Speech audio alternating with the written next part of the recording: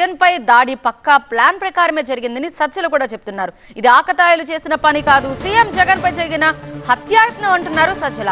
గురి చూసి కొట్టారు, అదృష్టం కొద్దీ ప్రాణాలతో బయటపడ్డారు జగన్ అని చెప్తున్నారు. ఎవరో రెచ్చగొట్టి కావాలని ఈ పని చేయించారంటున్నారు. ఎవరినో ఇరికించాలనే ఉద్దేశం తమకు లేదంటున్నారు. దీని వెనుక బోండా ఉమా ఉన్నారా, చంద్రబాబు ఉన్నారా అనేది పోలీసుల విచారణలో తేలుతుందంటున్నారు సజ్జల.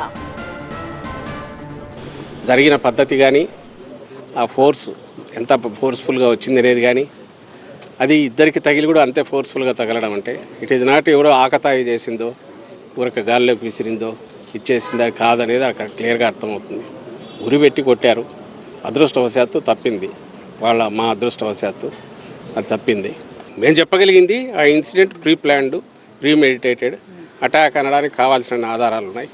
అది ప్రీ ప్లాన్డా ప్రీ మెడిటేటెడ్ అనే ఆధారాలు ఉన్నప్పుడు దానికి తగిన మోటివ్ ఎవరుకుంటుంది అనుకున్నప్పుడు పలానా వాళ్ళు ఉండొచ్చు అని భావించినాము.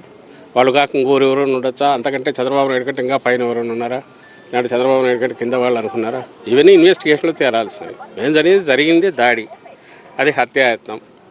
దానికి సంబంధించి ఎవరు బాధ్యులో వాళ్ళు పట్టుకునే ప్రయత్నం చేస్తే బాగుంటుందని కంప్లైంట్ ఇచ్చారు, వాళ్ళు ప్రయత్నం చేస్తున్నారు. ఇప్పుడు అక్కడ ఎవడెవడో బయటకు వచ్చినప్పుడు ప్రతి ఒక్కరిని మీరు ఇరికించాలని చూస్తున్నారంటే అది సాధ్యమైంది. ఎవడైనా తప్పు చేసినాడు నన్ను ఇరికించాలని చూస్తున్నారంటే ఎంత దాంట్లో రేషనల్ ఉంటుందో, హేతుబద్ధత ఉంటుందో దీనికి అంతే ఉంటుంది.